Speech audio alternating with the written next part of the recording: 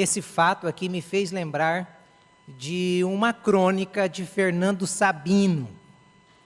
Fernando Sabino foi um escritor que nasceu em Minas Gerais no ano de 1923 e morreu, se não me falha a memória, em 2004, no Rio de Janeiro. Ele, aos 14 anos, ele já escreveu o seu primeiro conto para uma revista no Rio de Janeiro, e a partir daquele conto, ele foi se dedicando com muita habilidade às escritas crônicas.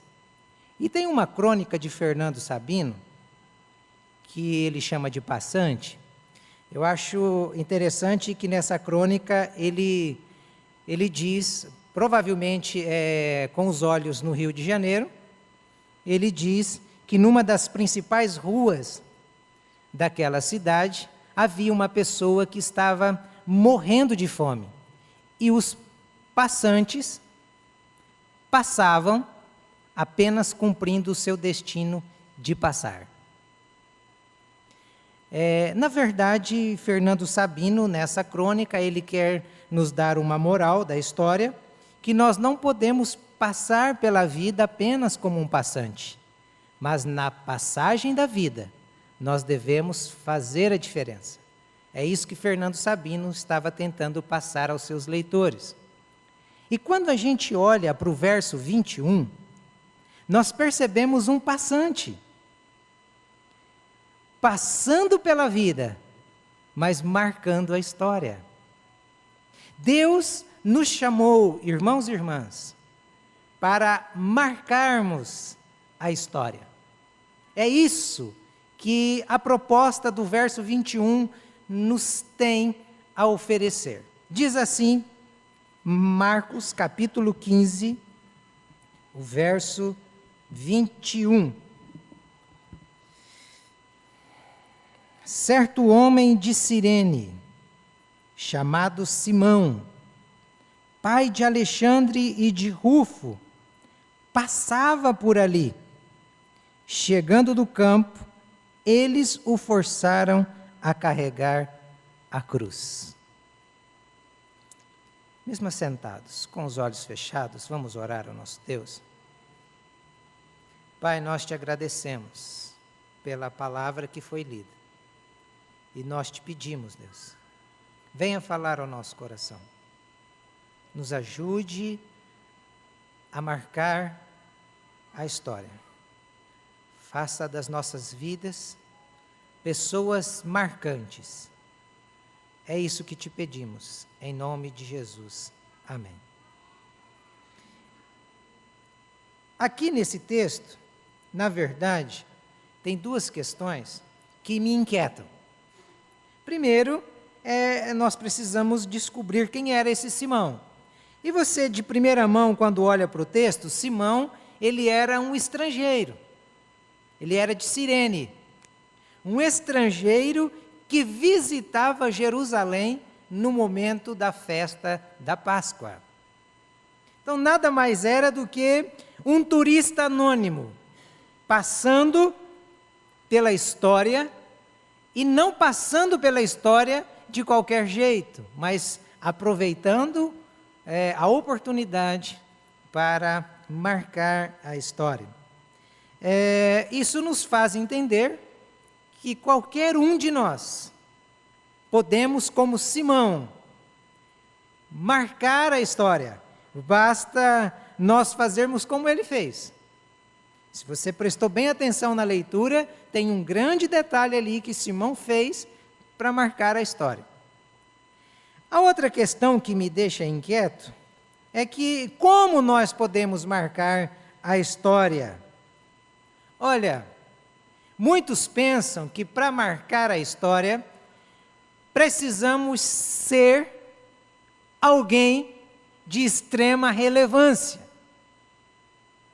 Muitos pensam que, para marcar a história, nós precisamos ocupar uma função ou desempenhar um cargo que seja de destaque na sociedade. Mas quando a gente olha aqui para esse texto, a gente percebe que, para marcar a história, nós não precisamos de um cargo de relevância. Nós não precisamos de ocupar uma posição de destaque. Nós não precisamos ser alguém significante na sociedade. Nós precisamos apenas de uma coisa. Nós precisamos carregar essa cruz, nós precisamos misturar a nossa vida com a vida de Jesus. Simão marcou a história porque ele misturou a vida dele com a história de vida de Jesus. Em primeiro lugar, irmãos e irmãs, para nós marcarmos a história, segundo o texto, nós precisamos ser, então, uma pessoa comum.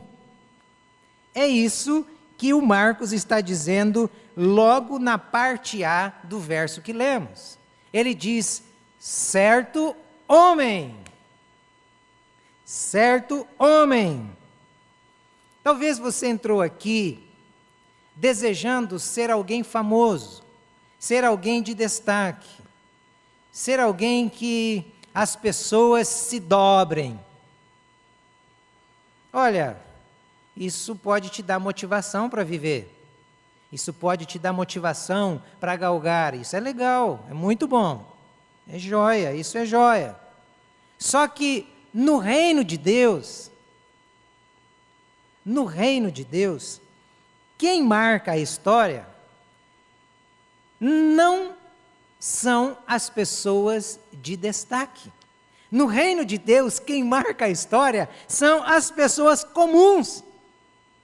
Por isso que Jesus Cristo disse, quem quiser ser o maior, deve servir a todos. No reino de Deus, marca a história aqueles que desempenham uma função de servo, de serviço, de escravo. E poucos de nós, muito pouco, estamos dispostos, disponíveis a desempenharmos essa função.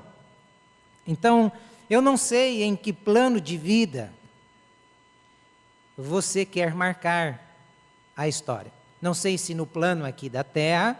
Se é aqui no plano da terra, então se dedique, se empenhe. Se é no plano eterno, seja comum, seja simples.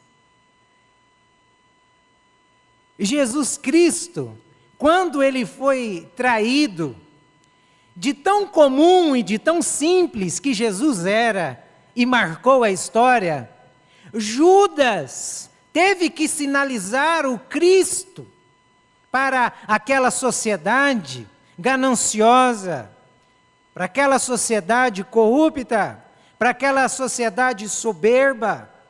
Judas teve que sinalizar Cristo com um beijo, de tão simples, de tão comum, que era o Messias, que era o Salvador, que foi o Salvador enquanto esteve aqui na terra.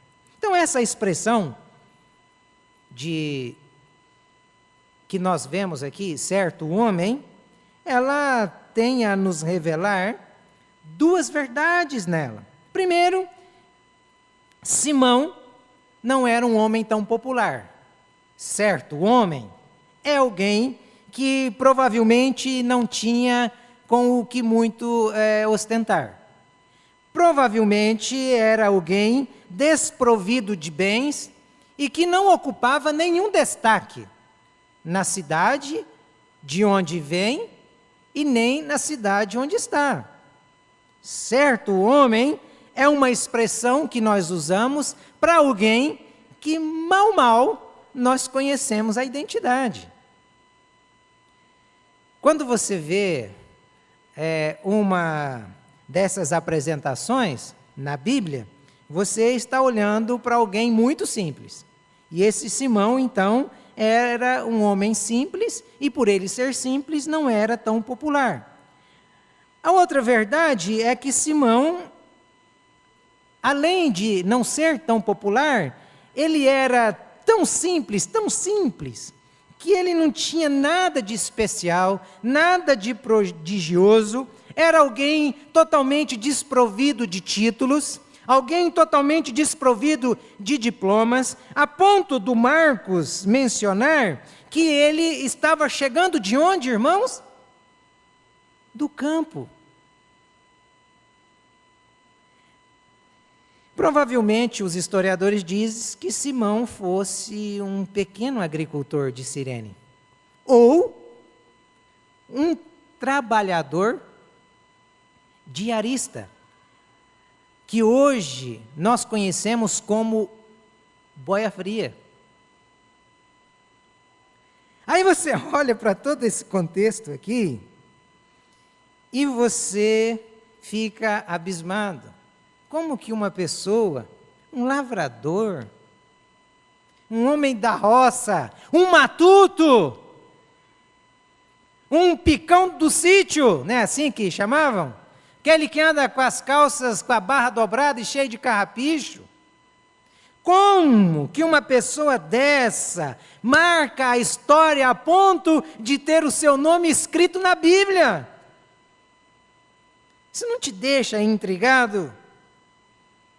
Então, irmãos, o Simão está nos dizendo que podemos marcar a história, e para nós marcarmos a história, nós precisamos ser essa pessoa simples, desprovida de orgulho, desprovida de religião, desprovida de aparência, desprovida de status. Nós podemos marcar a história, basta, irmãos e irmãs, nós misturarmos a nossa vida com a vida de Jesus.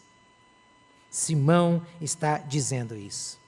Não foi à toa que Charles Haddad Spurgeon, por descobrir, por entender estas coisas, disse o que disse, ainda na sua juventude, quando mencionou: eu bem sei o que Deus pode fazer através de um homem que resolve obedecê-lo.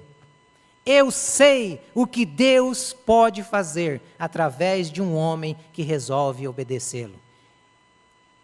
Coloca uma vírgula e ele diz: e eu quero ser este homem. Não foi à toa que Charles Haddad Spurgeon se tornou atração em Londres.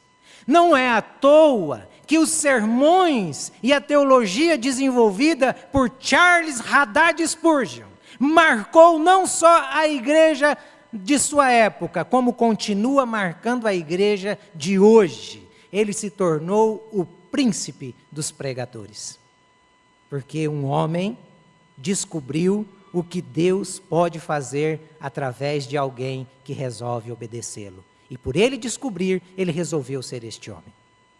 Marcou a história. Marcou a história. Então não fique triste. Você que entrou aqui, talvez você não tenha nenhum diploma. Talvez você mal sabe ler. Talvez você não tenha posses. Você está vendendo o almoço para comprar a janta. Talvez você entrou aqui com todas essas frustrações, a ponto das pessoas lhe apresentar, dizendo: este é um certo homem, este é um certo membro aqui da igreja. Não fique triste com isso, porque na Bíblia, este termo certo homem, não é pejorativo como é no nosso contexto. Se você olha, por exemplo, na tradução Almeida Revista Corrigida, Mateus, capítulo 9, verso 20, lá vai dizer que certa mulher do fluxo de sangue, antes de ser certa mulher, se você ler a história, você percebe que aparentemente ela era uma dondoca, ela era uma senhora, porque ela possuía muitos bens, e ela precisou perder tudo para se tornar uma certa mulher. E quando ela se torna uma certa mulher, então ela é visitada pelo Senhor dos Exércitos. Ela recebe o que ela não conseguiu comprar com todos os seus recursos, ela recebe o que ela não conseguiu obter quando ela era a dona senhora, a dondoca. Esse termo também pode ser visto em Atos 16:14, quando o Lucas está dizendo que certa mulher, chamada Lídia, faleceu. E deu certo. Isso é que é morrer na hora certa, hein? Ela morreu na hora que Pedro estava ali na cidade. E Pedro está passando na frente da igreja e está lá, acho que o culto fúnebre.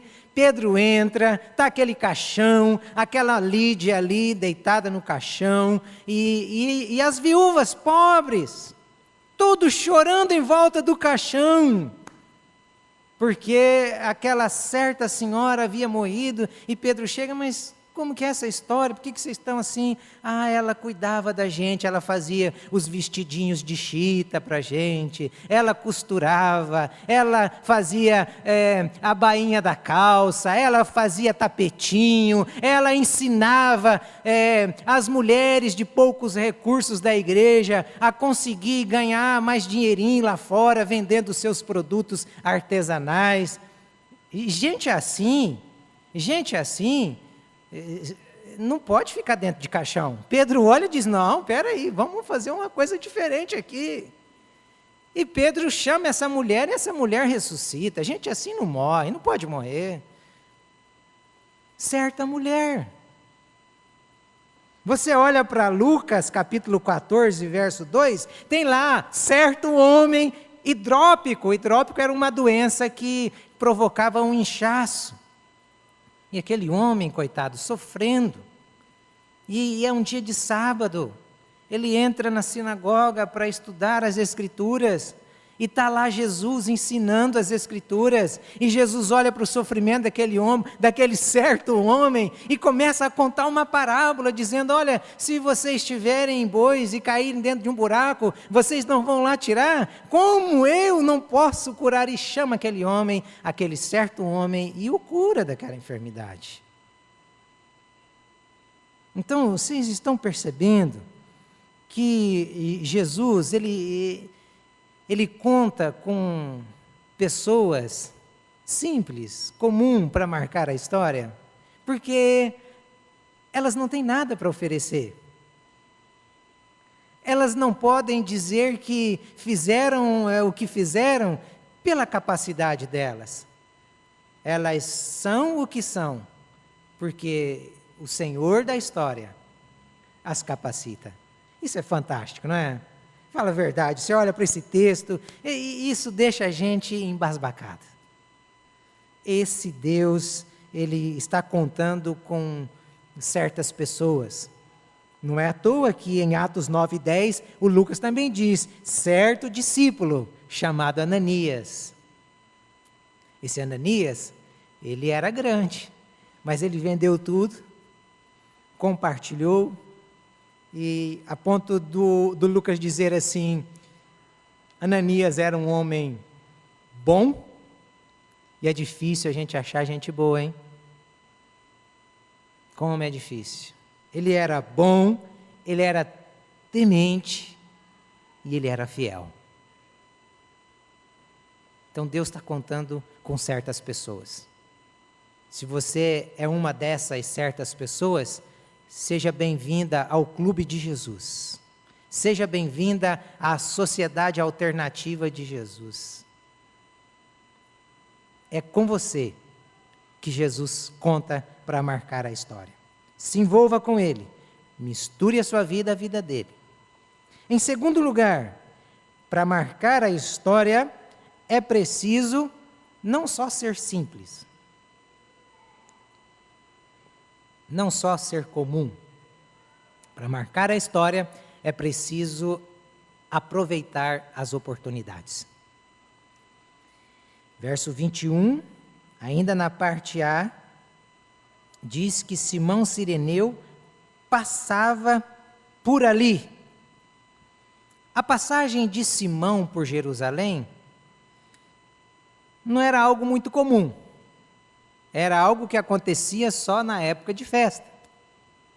Então, Simão é o tipo de gente, como diz Fernando Sabino, que não passa pela vida apenas como um passante, mas ele é um tipo de gente que passa pela passagem da vida, ainda que empurrado, porque empurraram. E é o que eu estou tentando fazer com você hoje, te empurrar também. Ainda que empurrado, esse homem fez a diferença. Então você percebe, aqui, através de Simão, duas verdades. A primeira é que é independente de onde nós estamos inseridos, nós podemos fazer a diferença. Simão estava onde? À beira do caminho, talvez na rua conhecida como Via Dolorosa. Ele estava ali, num lugar que não tinha tantos recursos, mas naquele lugar, inserido ali, ele fez a diferença. Independente então do lugar, da posição, da situação, da condição, sempre nós podemos ajudar alguém. Sempre. Sempre nós podemos ajudar alguém.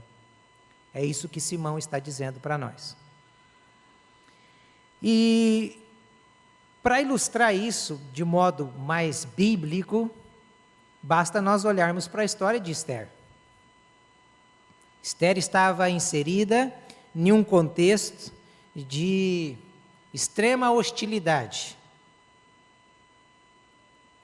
Ela estava num confinamento. E quando um rei desejava uma mulher, ele mandava chamar as mulheres do confinamento. E nenhuma podia se apresentar ao rei sem ser chamada pelo rei. Senão, era morta, morria. E você olhando para a história, você percebe que ela ficou com medo de morrer, e um dia Mordecai, o tio dela, a chama e lhe diz: minha sobrinha querida, você precisa se apresentar ao rei. Mas eu posso morrer se ele não apontar o cetro a mim. E Mordecai diz: mas será que não foi para esse momento que Deus a introduziu aí onde você está? Complicado, hein? Na verdade, em outras palavras, o Mordecai estava dizendo a Esther que nada na vida do crente acontece por acaso. Nada. Tudo, as coisas boas e as coisas ruins, elas acontecem em nossa vida para trabalhar conosco, para nos aperfeiçoar. E ela entra na presença do rei, e Ramã, que estava armando a forca para matar todos os descendentes judeus, ele morre na própria forca. É daí que surge aquele ditado popular: o feitiço vira contra o feiticeiro. Ele morre na própria forca que construiu para matar. Por quê? Porque certa mulher não teve medo. Porque certa mulher aproveitou a oportunidade para a qual entendeu que foi criada. Então, aproveite as oportunidades. Aproveite. Para isso, não importa o lugar onde você está, se ele é agradável, se ele é desagradável, se ele é mirabolante ou se ele não é. Não importa se você está no lugar em que você deseja, o que importa é servir ao Senhor com toda a integridade. É servir ao Senhor e ao próximo, sem temer as consequências, as retaliações, sem temer os muros que se levantam para tentar nos parar. Isso é fantástico. E quando a gente então olha ao nosso arredor, nós podemos encontrar muitas coisas para desempenharmos essa função, para desempenharmos esse serviço, onde Jesus seja verdadeiramente glorificado. Então aproveita bem as oportunidades. Quem faz do lugar desagradável um ambiente de salvação, um ambiente de alegria. Mas tem isso na Bíblia? Tem isso na Bíblia. Uma menininha, a escravinha, há pouco tempo atrás eu fiz uma série de reflexões em 2 Reis capítulo 5, a escravinha de Naamã. Ela estava numa condição hostil. Ela poderia chegar ao seu senhor e dizer: bem feito, agora você está pagando com essa lepra o sofrimento que causaste à minha família, porque ela estava ali sozinha. Provavelmente os seus pais ou haviam sido mortos na guerra ou estavam presos em algum cativeiro. E ela estava ali servindo, mas ela aproveita a oportunidade para fazer daquele ambiente hostil e vingativo. Ela aproveita para tornar aquele ambiente um ambiente de salvação. E ela diz para a senhora de Naamã: ah, se o meu senhor soubesse que lá na minha terra tem um profeta chamado Eliseu. Se ele fosse até Eliseu, ele seria curado. E Naamã captou a mensagem e foi, porque uma escravinha, num ambiente hostil, apresentou a salvação, apresentou a solução. Sabe lá no seu trabalho, aquele patrão chato, sabe aquele cliente que você não consegue nem olhar para a cara dele? Então, aproveite a oportunidade. É difícil, mas nós precisamos desenvolver essa capacidade. Isso não é hipocrisia, isso é cristianismo. É você desenvolver a capacidade de conviver com as diferenças. É você desenvolver a capacidade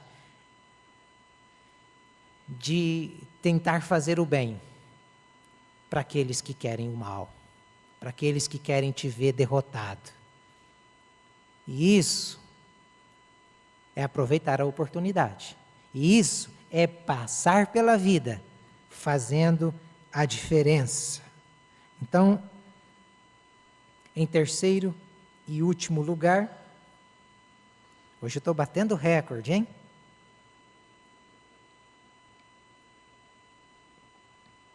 Em terceiro e último lugar, para marcar a história, é preciso disposição para carregar a cruz. Então, não basta ser simples, comum, não basta aproveitar a oportunidade, mas precisamos carregar a cruz. Disposição para carregarmos a cruz. E esse termo fugiu dos púlpitos, fugiu dos corações, fugiu da mente dos crentes. Parece que nem tem mais isso na Bíblia. Então, quando você olha para esse termo, carregar a cruz não é tomar o lugar de Cristo. Às vezes nós pensamos que carregar a cruz é nós nos sentirmos tão autossuficientes que pegamos a síndrome de Jesus, quando Jesus estava para subir, disse aos discípulos: sem mim nada podeis fazer. E aí a gente está na caminhada do cristianismo e a gente acha que sem a gente nada pode acontecer. Bobagem, bobagem. As coisas acontecem, com a gente ou sem a gente. Se é Deus conduzindo, se é Deus no comando, quem faz é Ele. Nós temos a oportunidade e se não desempenharmos, ele levanta outro. É assim que acontece. Então, tomar a cruz não é a gente se martirizar, não é a gente se autoflagelar-se, porque não é o sofrimento, não é a penitência que nos aproximam de Deus. Não é. O que nos aproxima de Deus é Cristo. Por isso que o autor aos Hebreus diz que Cristo é o autor e consumador da nossa fé. Por isso que Lucas, em Atos capítulo 4, verso 12, diz que em nenhum outro há salvação, e nenhum nome há dado embaixo do céu, pelo qual os homens devem ser salvos. Só Jesus Cristo, só Jesus Cristo. Então, carregar a cruz de Cristo, irmãos, é nós termos uma identificação profunda, e essa identificação com Cristo nos levar a participar de modo pleno, de modo verdadeiro, de modo genuíno da vida de Cristo. Isto é carregar a cruz. Carregar a cruz é nós trocarmos os fardos com Jesus. É nós deixarmos a nossa religião, é nós deixarmos o nosso eu, é nós deixarmos o nosso pecado. Isso é carregar a cruz. E Jesus convida pessoas para carregar a cruz, mas Ele convida gente que está cansada. Se você entrou aqui e não está cansado da vidinha que leva, esse convite não é para você. Mas se você entrou aqui cansado, olha, eu estou cansado da vida que tenho levado, esse convite é para você, porque Jesus diz que Ele convida aqueles que estão cansados, aqueles que estão oprimidos, aqueles que estão abatidos. É para estes o convite. Isso é fantástico. E quando a gente começa então a carregar a cruz, nós vamos demonstrar fé, nós vamos demonstrar coragem. Por quê? Porque carregar cruz, isso é vergonha para os judeus, é loucura para os gregos, isso é escândalo para os gentios.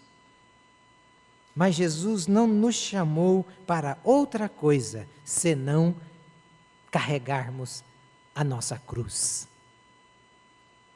Provavelmente, Simão não desconfiasse do que estava acontecendo. Eu tenho plena convicção de que Simão, de modo algum, sabia da profundidade dos fatos e do acontecimento. Porque ele era apenas um turista à beira de um caminho de um nazareno condenado à morte. Além de ser um turista, ele entra de gaiato na história, empurrado para carregar algo que não era seu. Ele só foi descobrir o tamanho do ato após o terceiro dia. Após o terceiro dia, Simão percebeu que aquela cruz não era uma cruz comum. Ele descobriu que era a cruz daquele que tem o poder de vencer a morte. E quem carrega a cruz de Cristo tem esse poder de vencer a morte. Então, vale a pena carregar a cruz. Vale a pena carregar a cruz.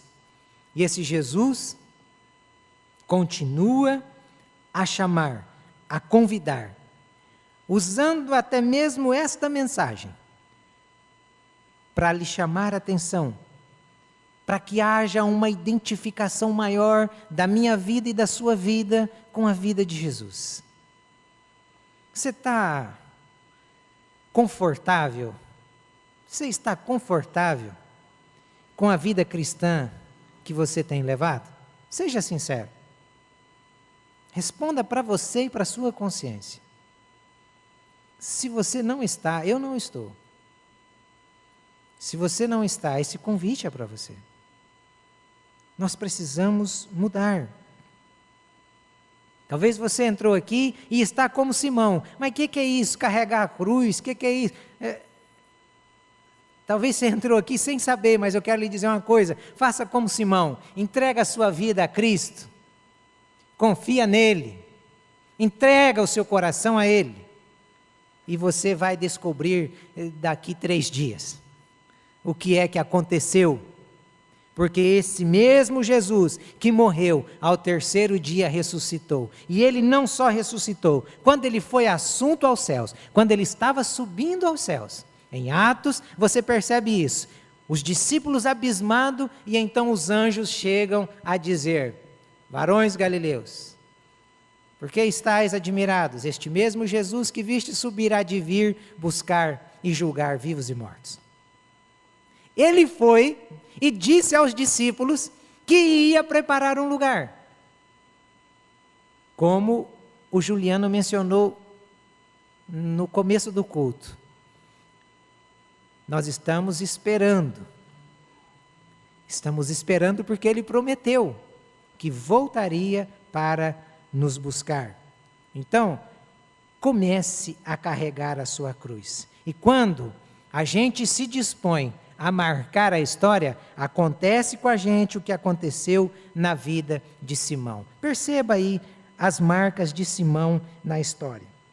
Para você ter noção, até na Idade Média,